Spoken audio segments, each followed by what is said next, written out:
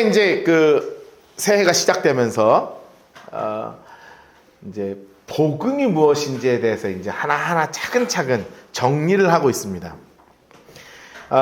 너무나 기쁜 소식, 그리고 오늘 올해 우리 라이트하우스 포항에 하나님 주신 말씀이 기쁜 소리, 구원의 소리이기 때문에 시작하면서부터 다른 것을 정리하지 않고 복음이 무엇인지에 대해서 하나하나 이제 정리하고 있는 거예요.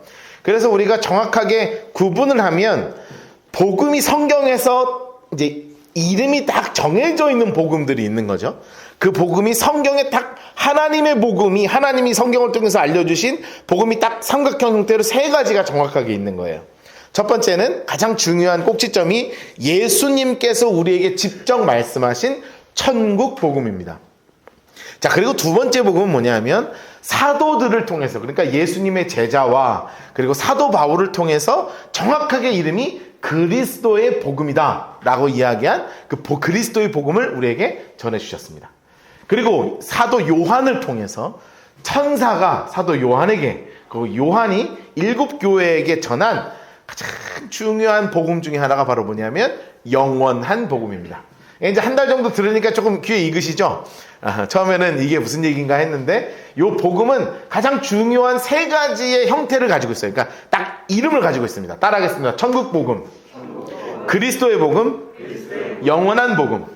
이 세 가지 복음이 딱 우리가 붙잡아야 되는 성경에 나오는 복음이에요. 여러분, 정말 우리 라이트하우스 포항 성도들은 다른 것이 아니라 복음의 사람들 되시기를 주님으로 축복합니다. 정말 복음의 사람 되었으면 좋겠어요. 특히 사도 바울이요, 자기가 경험한 복음이 있는 거예요. 그게 어떤 복음이었냐면 그리스도의 복음이었습니다.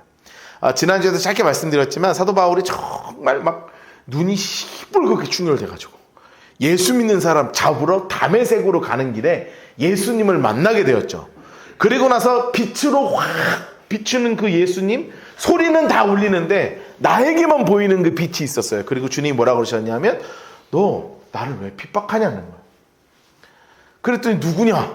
그랬더니 나는 내가 핍박하는 예수라 하면서 사도행전 26장 14절에만 나오는 말씀이 하나 있었죠. 아주 특이한 말씀이었습니다. 우리가 다 땅에 엎드려짐에 내가 소리를 들으니 히브리 말로 이르되 사울아 사울아 내가 어찌하여 나를 박해하느냐? 가시체 뒷발질하기가 내게 고생이니라. 그래서 가시체가 뭐냐면 당나귀 엉덩이 쿡쿡 찌르는 거라 그랬어요. 율법이라는 것으로 내가 어떻게 하면 천국 갈 수 있지? 내가 어떻게 하면 하나님의 기쁨이 되지?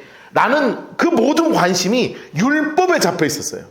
이 율법이 아니면 다른 거는 다 죽여야 되는 거예요. 그래서 사도 바울이 마음먹었던 건 내가 생각하고 내가 확신하는 율법이라는 것이 아닌 다른 그리스도의 복음을 가진 자들 내가 다 죽인다 하는 마음을 가지고 눈이 시뻘겋어져서 온 동네를 다니면서 예수 믿는 사람들 다 잡기 시작했던 거예요. 그 안에 영적 갈등이 있었던 거죠. 무엇이 진리이냐. 그런데 그가 예수님을 만나고 완전한 길을 찾게 된 거예요. 예수님께서 나의 모든 죄의 문제를 처리하셨다는 거죠. 요한복음 19장 30절 말씀, 우리 예수님께서 이렇게 말씀하셨어요. 이제 가상칠언에서 맨 마지막 말씀인데요. 같이 한번 읽어볼까요? 시작. 예수께서 신포도주를 받으신 후에 이르시되 다 이루었다 하시고 머리를 숙이고 영원히 떠나가시니 아멘. 여러분, 예수님 맨 마지막에 말씀이 뭐냐면 다 이루었다. 이것이 원어적으로 하면 다 치루었다. 내가 아무리 큰 죄를 짓든 상관이 없어요. 인류가 얼마나 많은 죄를 가지고 있든 하나도 상관없어요. 왜냐? 예수님께서 하나님이신 그분이 이 땅에 육신을 가지고 오셔서 그분을 통해서 우리의 모든 죄의 문제를 십자가에서 깨끗하게 해결해 주셨습니다. 그렇기에 그것을 우리는 믿으면 구원받을 수 있다는 그 유일한 그 그리스도의 복음을, 그 유일한 길을 사도 바울이 탁 붙잡고 그 길로 가기로 결정을 한 거예요. 그리고 났더니 또다시 찾은 또 세 가지의 길이 있어요. 오늘 그것을 여러분들하고 같이 전하려고 하는 거예요. 첫 번째는 바로 뭐냐면 천국에 갈 수 있는 길이 있다는 거예요. 여러분 그거 아세요? 사람들이 생각보다 영생에 관심이 조금 있어요. 예전부터 있었어요. 예전부터. 이제 우리가 이단 얘기 자꾸 하면 좀 유치하긴 한데, 신천지 같은 데서 요즘이야 조금 잠잠해져. 코로나 때문에 좀 잠잠해졌지 사실. 난 걔네 때문에 신천지 코로나 생긴 게 아닌가 싶을 정도로 어마어마했거든요. 여러분들이 신천지에 안 간 이유는 그 사람들을 안 만났기 때문이라는 거 아세요 혹시? 대단한 사람들입니다.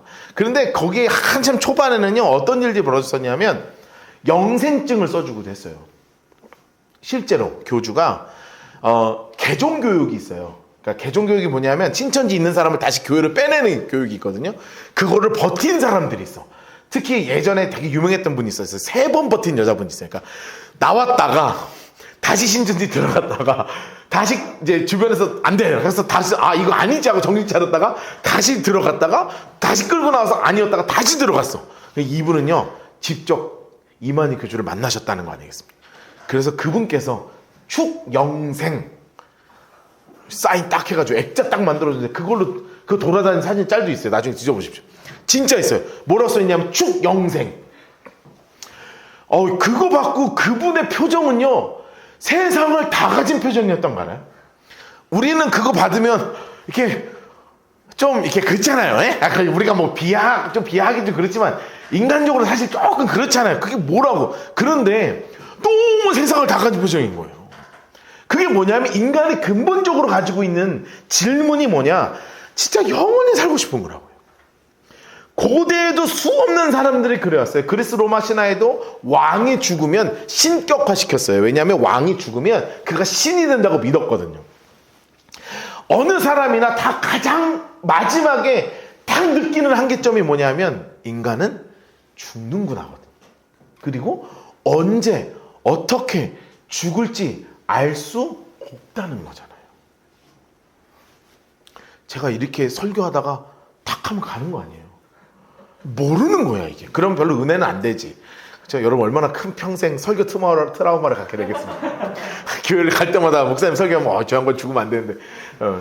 그런데 모르는 거라. 오는 것은 순서가 있지만 진짜 가는 것은 순서가 없거든요. 사실은 우리나라도 마찬가지인 것 같아요. 신과 함께라는 영화 2개 쌍으로 1000만이 넘었잖아요. 그거 보셨죠? 무슨 얘기예요? 죽어서 귀인 된다는 얘기잖아요. 그래서 뭐 몇 가지 지옥이지. 하여튼 뭐 그게 잘 모르겠어요. 우리나라 전래에 있는 뭐 몇 가지 지옥인데 어떤 지옥 가면은 뭐 어떻게 해야지 뭐 나오고 뭐 평생 뭐 이렇게 막 대굴대굴 굴르고 뭐 평생 어디에 갇혀있고 뭐 얼음 하여튼 매일 뭐 하면 거기에 뭐 하면 목이 막 쫙 그렇게 있잖아요. 그런 사람들이 왜 그거에 이렇게 열광했겠습니까? 사실은 아닌 척하고 있지만 인간의 근본적으로 가지고 있는 두려움이 있어요. 내가 죽으면 어떻게 되는 거지? 그런데 예수님은 죽고 나서 끝이 나는 게 아니라 사도 바울이 누구를 만난 거냐면 진짜 죽은 줄 알았는데 부활하신 예수님을 탁 만난 거 아니에요. 사도 바울이 만난 예수님은 누구냐 하면 그냥 우리처럼 이렇게 다른 제자들이 그냥 같이 밥 먹고 같이 자고 같이 이야기 나누고 기적을 봤던 예수님을 만난 게 아니라 사도 바울이 만난 예수는 죽었다가 살아나셔서 부활해서 하늘로 승천하신 그 예수님을 직접 만났다고. 그러니 그분의 영적인 경험은 우리의 것과 다른 경험인 거예요. 정말 죽은 존재가 살아나는구나. 진짜 예수님은 십자가에서 죽었는데 정말 살아났구나. 그리고 정말 올라갔구나. 그 사람이 나에게 빛을 비춰서 나를 만나 주셨구나. 그러니 그 누가 뭐라 그래도 내가 만난 예수는 부활하신 예수님이요. 내가 만난 예수는 예수님을 통해서만 천국에 갈 수 있는 유일한 길이라는 것을 깨달은 거죠. 예수님이 이렇게 말씀하셨잖아요. 영접하는 자, 곧 그 이름을 믿는 자들에게는 무엇이 되는 권세를 주셨냐면 하나님의 자녀가 되는 권세를 주셨다. 요한복음 3장 16절에도 분명히 선언합니다. 하나님이 세상을 이처럼 사랑하사 독생자를 주셨으니 이는 그를 믿는 자마다 멸망하지 않고 영생을 얻게 하신다. 여러분, 사도 바울이요 너무나 확실하게 믿었던 건 뭐냐? 만난 건 어떤 분이냐? 천국 갈 수 있는 단 하나의 길, 내가 믿어야 하는 단 하나의 존재, one way, 유일한 길, 그것은 바로 오직 예수, 이 한 분밖에 없음을 완전하게 만난 거예요. 여러분, 그 오직 예수가 우리의 예수 되시기를 주님의 이름으로 축복합니다. 여러분, 이거를 통해서만 천국에 갈 수 있는 거예요. 그런데 천국에 가는 건 가는데 어떻게 가느냐가 중요한 거죠. 내가 가면 어떤 존재가 되는가. 사실 제가 이렇게 설교를 이렇게 하면서 준비하면서 지지난주에 제가 이제 요한계시록 4장 중심으로 해서 천국 얘기 했잖아요. 그리고 중고등부 이제 나눔할 때 물어보더라고요. 목사님, 그럼 우리 죽으면 뭘로 올라가요? 그렇더라고요. 정리를 한번 하긴 해야 되겠더라고요. 그냥 우리 교회 이제 신앙생활 처음 하시는 분들도 있고 그러니까 다 아시는 부분도 있지만 아는 것은 알고 다시 정리하고 모르는 것은 깨닫는 시간. 자, 또 하나 사도 바울이 찾은 게 바로 뭐냐면 천국에서 우리가 어떤 존재가 되느냐. 예수님은 부활하신 예수님이잖아요. 그러니까 그 당시에 예수님, 그러니까 사람이 부활한다는 것은 아예 불가능하니까 인간이 가지고 있는 이성으로 이해할 수 없는 영역이었습니다. 그래서 사도 바울이 아레오바고라는 곳에서 이제 아테네에서 전도를 할 때요, 아레오바고에서 막 연설을 하는 장면이 나오거든요. 근데 막 장황한 연설하는데 사람들이 다 귀 기울여 들어요. 근데 어디서 딱 멈추는 줄 아세요?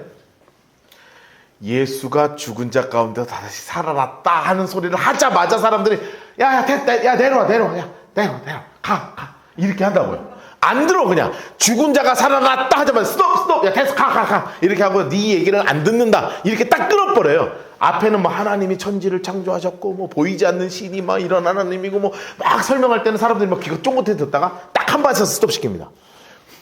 죽은 사람이 살아났다. 그 당시 이성으로는, 지금도 마찬가지예요. 우리가 가지고 있는 이성으로는요 절대 불가능한 이해가 뭐냐면 죽는 사람이 살아난다는 거예요. 그러니 마찬가지죠. 그러나 사도 바울이 경험한 예수는 어떤 분이냐면 부활한 자의 첫 열매 되시는 분이 바로 사도 바울이 만난 예수님이잖아요. 그래서 사람은 부활한다, 반드시 다시 살아난다 라는 것을 사도 바울이 확실하게 알고 있었거든요.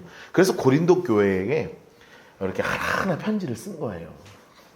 그게 고린도전서 15장 35절부터 44절까지 말씀이에요. 이제 한번 이제 그 성경을 저랑 같이 한번 쭉 자세히 살펴보자고요. 그러니까 고린도 교회에서도 똑같은 질문을 했던 것 같아요. 우리 중고등부에서 나온 질문이랑 똑같은 질문을 했어요. 뭐라고 질문했냐? 누가 묻기를 죽은 자들이 어떻게 다시 살아나며 어떠한 몸으로 오느냐? 라고 물어본 거죠. 우리도 궁금하잖아요. 사실은 신학적으로 여러 가지 논쟁이 있을 수 있거든요. 근데 여러분들하고 신학적 논쟁을 제가 나누고 싶은 마음이 전혀 없어요. 저는 그냥 성경에 있는 그대로 쭉 읽으면서 같이 이제 해석해 나가려고 하는 거예요. 36절 보세요. 어리석은 자여, 내가 뿌리는 씨가 죽지 않으면 살아나지 못하겠고 또 내가 뿌리는 것은 장래 형체를 뿌리는 것이 아니요, 그러니까 앞으로 있을 걸 뿌리는 게 아니라 다만 밀이나 다른 것의 알맹이뿐이로되 하나님이 그 뜻대로 그의 형체를 주시되 각 종자에게 그 형체를 주셨다. 자, 뭔 말이냐 하면 보세요. 도대체 이제 우리가 성경을 읽으면 요즘 질문이 참 많아. 제가 보니까 다양하게 질문들을 많이 하세요. 여러 사람들이 질문하는데 너무 쉬워요. 보리 색깔 있죠? 여러분 보리 보면 딱 보리인 줄 알죠? 그 있잖아요. 하얀색 검은색 줄 들어가 있는 거. 쌀 하면 쌀인 거 알죠? 콩 딱 생각나시죠? 검은 콩, 완두콩, 강낭콩. 딱 제가 말만 하면 다 무슨 씨인지 다 아시죠? 그거 사람마다 다 캐릭터가 다르다는 거예요. 여러분 다 캐릭터가 다르잖아요. 여기서 단 하나 똑같이 생긴 사람이 없잖아요. 저는 요즘 뭐가 제일 신기한 줄 아세요? 목소리가 다 틀린 것도 너무 신기해요. 나는 난 왜 그게 신기한지 모르겠는데 너무 신기해. 어차피 갖고 있는 건 다 똑같아. 눈썹 2개, 눈 2개, 코 하나, 구멍 2개, 귀 2개, 입 하나로 생겼거든요. 다. 그 성대 2개 다 똑같잖아요. 여러분 갖고 있는 구성품이 다른 거 있어요? 갖고 있는 구성품은 다 똑같아요. 그런데 다 다르게 생겼어. 비슷하게 생겼을 뿐 다 다르게 생겼어요. 너무 희한해. 나는 왜 이게 점점 나이 먹을수록 더 희한해지는 것 같아요. 옛날에는 이게 하나도 안 희한했는데 너무 희한해요. 왜 여기 앉아있는 사람들이 다 다르게 생겼어요. 어쩌다가 가끔 도플갱어 같이 비슷하게 생긴 사람 만나면 이제 깜짝 놀랄 정도죠. 전 세계에 다니면서 정말 비슷하게 생긴 사람이 하나도 60억 인구는 60억 개가 다르게 생겼다고요. 목소리도 60억 개야. 근데 너무 놀라운 건 뭔지 아세요? 지금까지 태어난 모든 인류는 목소리가 다 달랐을 거예요. 생김새도 다 달랐을 거예요. 그럼 지금까지 뭐 1000억 명이 태어났다 죽었다 하면 1000억 개가 다 다른 거야.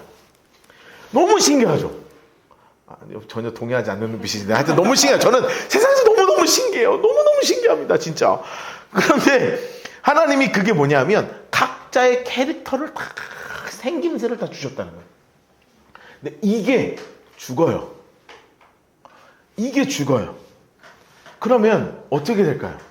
아마도 천국에서 이런 형태로 다시 태어나게 될 거라고.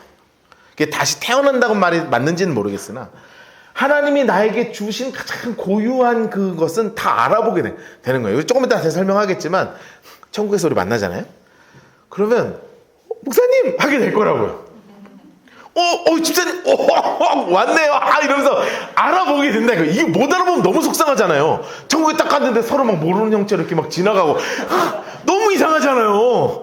그러니까 특히 또 부부도 알아봐야 될 거 아니에요. 물론 이제 안 올라왔으면 좋겠는 부부도 있긴 하겠지만 그래도 와서 만나야 될 거 아니야.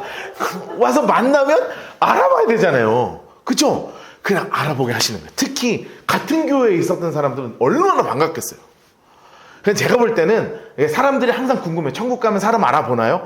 몰라요. 나도 모르는데 여기에 말씀을 보면 하나님이 60억 임금은 60억 개의 형체를 다 다르게 주셨다는 거예요. 캐릭터는. 그럼 이 형체가 결코 달라지지 않을 거라는 거죠. 자, 그럼 39절 보세요. 육체는 다 같은 육체가 아니니 하나는 사람의 육체, 하나는 짐승의 육체, 하나는 유의 육체, 하나는 물고기 육체라. 그러니까 하나님이 창조하신 형태가 다 다르다는 거죠. 하늘에 속한 형체도 있고 땅에 속한 형체도 있으나 하늘에 속한 것에 영광이 따르고 땅에 속한 영광이 이제 하늘가 날아다니는 거랑 요건 이제 다른 형상이 있다는 거예요. 해 영광이 다르고 달의 영광이 다르고 별도 다르고 다른 별과 별의 영광도 다 다르대요. 그러니까 이걸 발을 쓴 사도 바울 때는 지금처럼 빛이 밝지 않으니까 저녁에 별이 얼마나 많았겠어요. 요즘 우리가 별 볼 일 없지만 예전에는 별이 얼마나 많은데요. 우리 지금 중고등부 친구들은 너무 좋은 세상에 태어나가지고 별 볼 일이 없어서 진짜 내가 아쉽거든요. 진짜 예전만 해도요, 저 어릴 때만 해도 제가 시골에 살았거든요. 막 옆에서 소 우는 소리 들리고 개구리 소리 들려서 하늘 보면 은하수, 우리 집 앞에서 은하수 흐르고 그랬어요. 너무 막 가슴, 지금도 생각하면 너무너무 벅찰 정도로 예뻤다고요. 그걸 보면서 무슨 생각을 하냐면 별 하나도 다 다른 형체가 있구나. 그러면서 사도 바울이 내리는 결론 같은 게 있는 거예요. 42절, 죽은 자의 부활도 그와 같으니 썩을 것으로 심고 썩지 않아야 할 것으로 다시 살아난대요. 썩을 것은 뭐예요? 육체. 우리는 다 썩잖아요. 썩을 것으로 심는데요.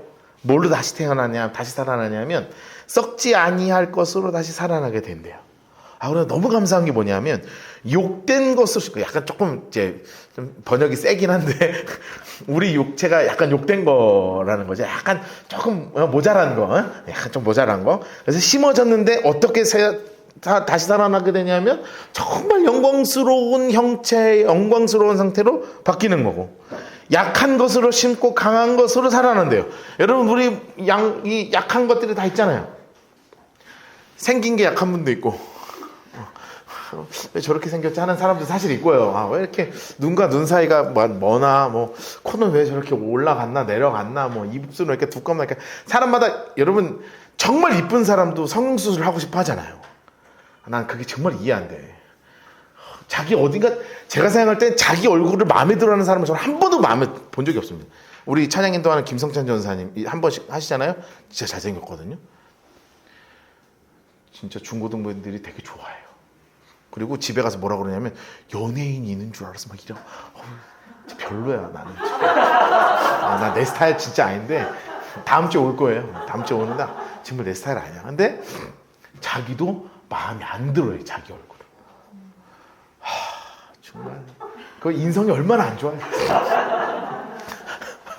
근데 그게 희한해요. 누구는 코 좀 고쳤으면 좋겠고 다 그래요. 누구는요 너무 말라서 고민인 사람이 있어요. 나는 그걸 이해할 수 없어. 막 너무 말라서 고민이에요. 막 먹어도 살이 안 찐대. 보면 안 먹는데 자기 막 먹어도 살이 안 찐다고 거짓말을 막 하는 거예요.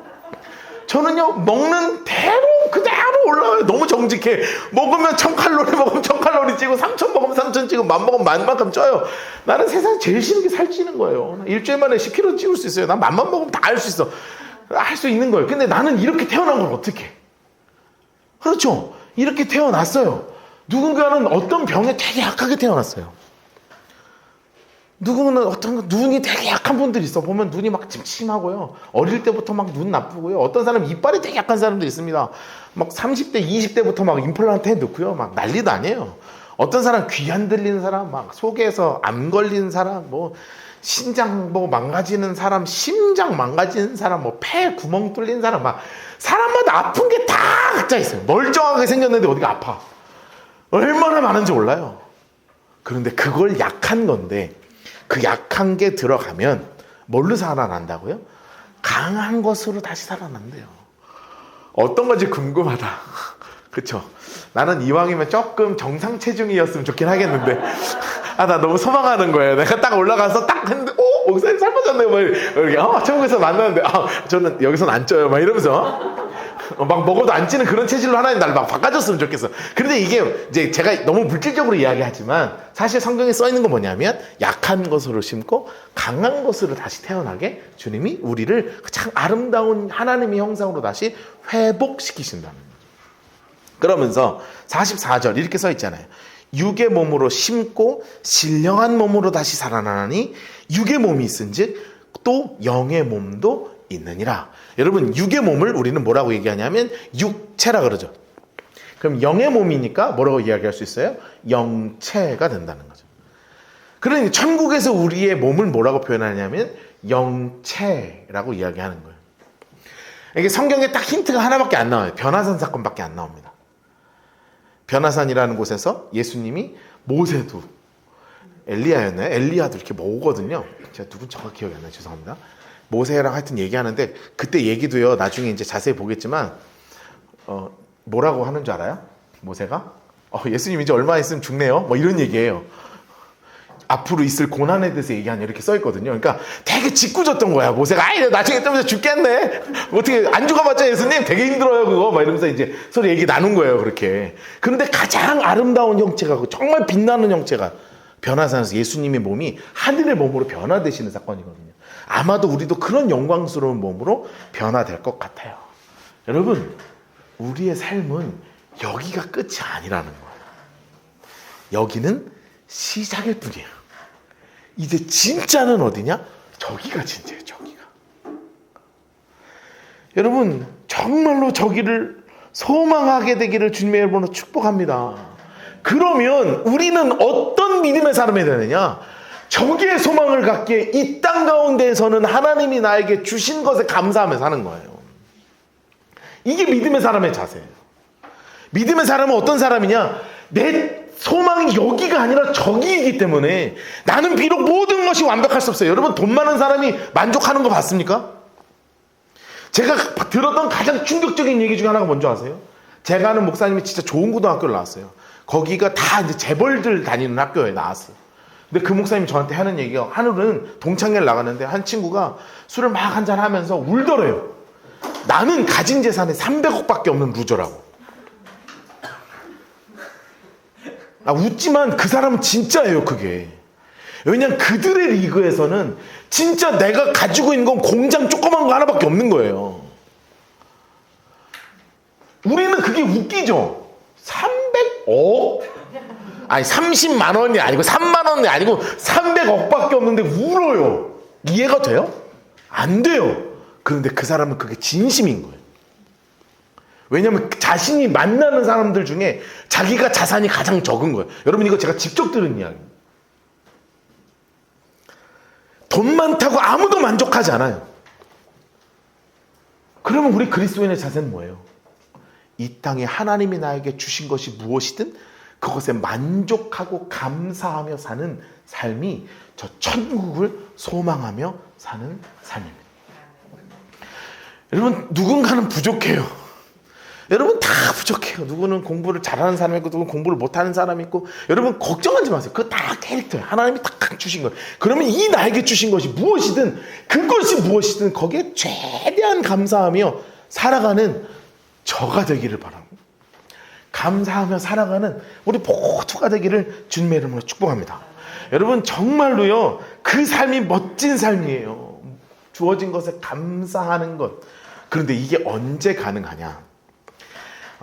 내가 천국에서 어떻게 살아갈지에 대해서 사도 바울이 정말 강조하는 말이 하나 있어요. 정말 복음적인 찬양이 하나 있습니다. 교회학교 때 부르는 찬양이에요. 왕 나는 왕자다. 하나님 나라에 나는 왕자다.